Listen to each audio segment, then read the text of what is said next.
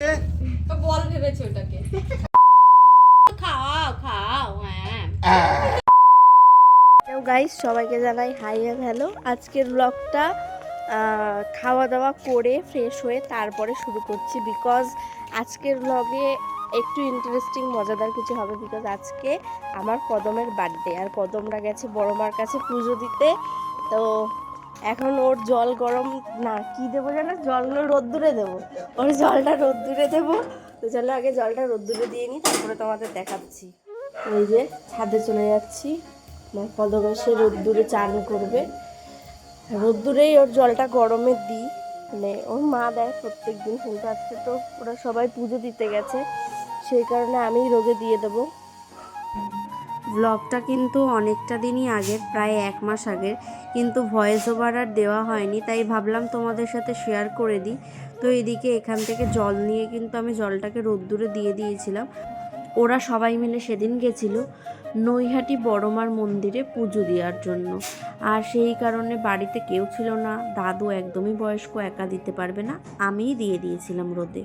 আমার কদম কিন্তু পুজো দিয়ে চলে এসছে, পুজো দিয়ে চলে এসছে, আমার ছোনাটা পুজো দিয়ে চলে এসছে। তোমাকে সবাই হ্যাপি বার্থডে বলবে, চুপ করে থাকো। বল ভেবেছে ওটাকে। খাও খাও খাও খাও। দেখি কি করে। খাও খাও খাও, এই দেখো খাও খাও।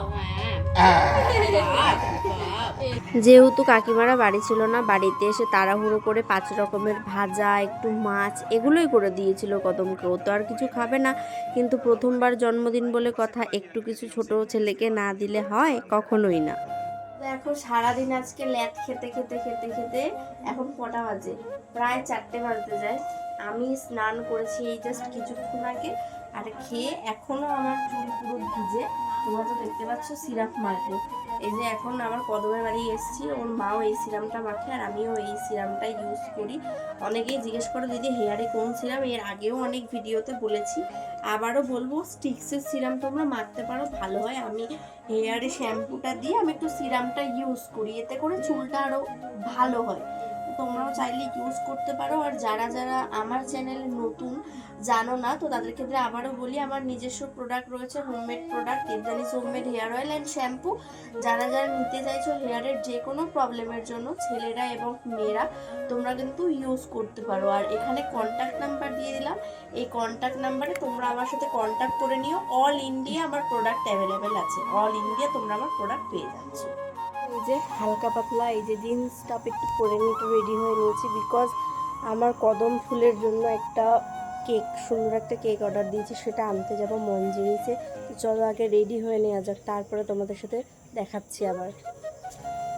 আর এরপরে দেখো সব রেডি ফেডি হয়ে নিয়ে সবার লাস্টে আমার যেটা সব থেকে ফেভারেট পারফিউম, আর এই পারফিউমটা আমি 2-3 মাস হলো পারচেস করেছি, যেটা আমার ভীষণই ভালো লাগে। আর তারপর একটা কথা বলি, এই যে জামাটা দেখতে পাচ্ছ, এটা হচ্ছে আমার ভাইয়ের জামা, আমি চুরি করে পরে নিই, ঠিক আছে? এটা যদি আমার ভাই দেখতে পায়, আমাকে এখনও দেখলে এখনও আমাকে শেষ করবে।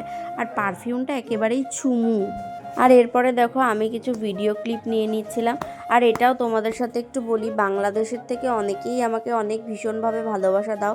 এবার আমাকে জিজ্ঞেস করো আমাদের প্রোডাক্টগুলো অ্যাভেলেবেল আছে নাকি। তো বাংলাদেশে এখনও আমি প্রোডাক্ট পাঠাতে পারছি না, যদি পাঠাতে পারি তোমাদের অবশ্যই জানাবো। আমরা দুজন এখন রেডি হয়ে দুজনে মিলে যাচ্ছি।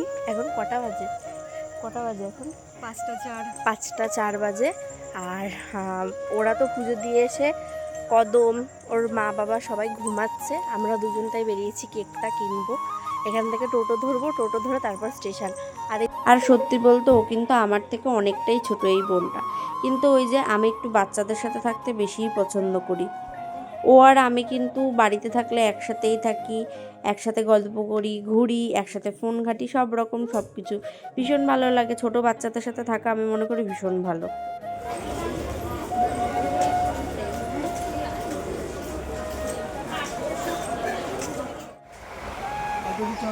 মায়ের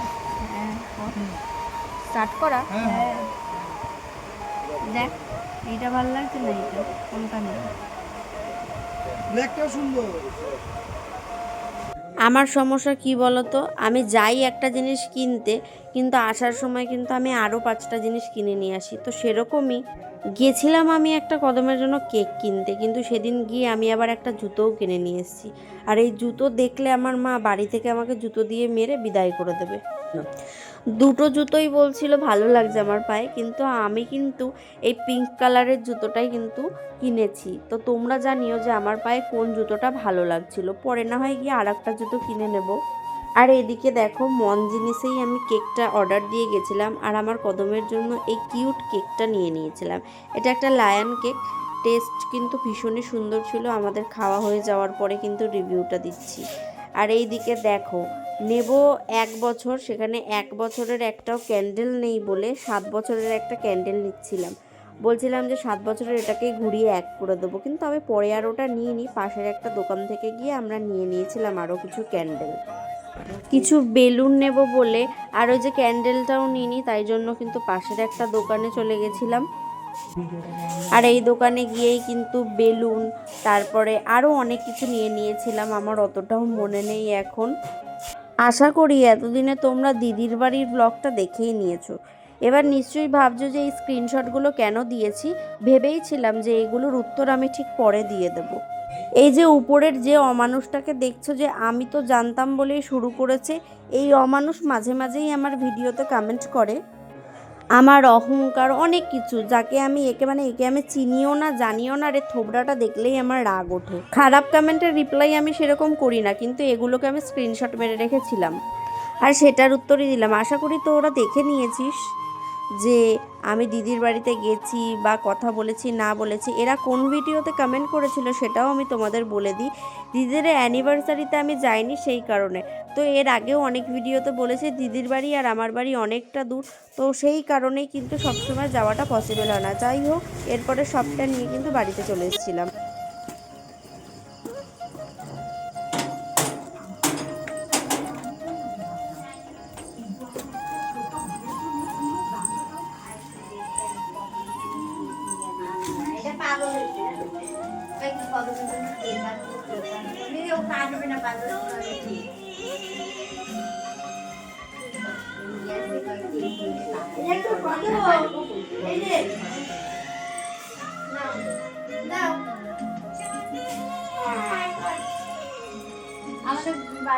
আর এরপরে বাড়িতে এসে দেখলাম আমার কদম কিন্তু খেলা করছিল, আর কাকিমাকে দেখাবো যে কেকটা কেমন এনেছি, তাই জন্য বাড়িতে এসে আবারও একবার আনবক্সিং করছিলাম। আর কাকিমা বলছে পাগল হয়ে গেছে, সকালবেলা থেকে বলছে যে কেক আনবো, এই করব সেই করব। আর আমাদের রিচুয়ালসে আছে যে বাচ্চাদের 5 বছর না হলে কেক কাটানো যায় না। তো কেকটা ওর দাদা আমরা সবাই মিলে কাটবো, ও নামমাত্র, কিন্তু ছোট মানুষ, প্রথমবার জন্মদিন, আমার তো না আনলে মনটা ঠিক লাগবে না, কারণ আমার কদম আমার কাছে ভীষণ একটা আদরের। ঠিক আছে, তো দেখো ঘরে ঢুকে এদিকে চা তারপরে বিস্কুট একটু খেয়ে নিয়েছিলাম, আর এরপরেই চলে আসলাম উপরের ঘরে। এদিকে এসে বলবি হ্যাঁ। हेलो गाइस, कैसे आप लोग? तो आज मेरे भाई का जन्मदिन है। उसके बाद ये बस सजावट हो रहा है। तो আর কিছু বলবে না, আমরা এটা রেডি করে নিই। হ্যালো,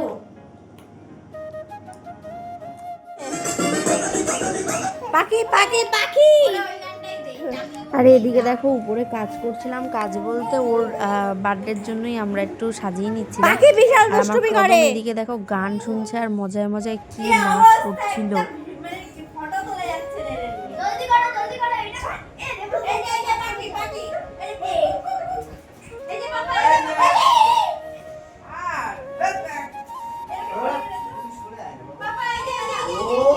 এই যে পাপা, এই 2,260 বাকি আর করে না।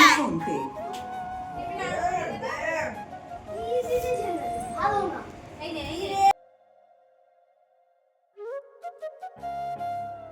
আশা করি তোমরা একটু দেখতেই পেলে। ওকে নিয়ে একটা ছবি তুলবো, সেটা তোলার উপায়ও দিচ্ছে না, এত দুষ্টুমি করে যে একটাও ছবি তুলতে পারছে না। একবার এই টেবিল টেনে ধরছে, একবার কেক টেনে ধরছে, এইসবই করছিল। এরপরে দেখো Happy birthday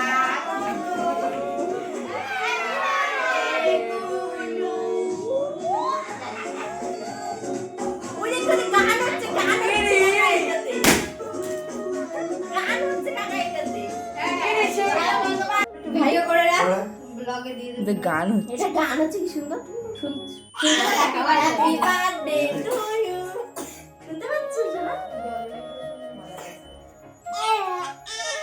ছবি তোলা বাপরে বাপ ভালো লেগেছে তো আর দিস না ওর দিন ছুয়াচ্ছি না ভালো কেকটা আচ্ছা ডোডো এই যে কেকটা খাচ্ছিস, কেকটার রিভিউটা দে তো। মন জিনিসের কেক কেমন কেকটা? এই কেকটাতে আম আর জেলির মিক্সচার আছে। তা ভালো লাগছে না খারাপ লাগছে? ভালো।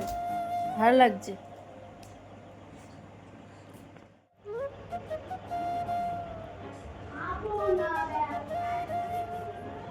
সারাদিন বাড়িতে না থাকার কারণে সেরকম কিছু করতে পারিনি, তাই আমাদের দিয়ে দিয়েছিল পায়েস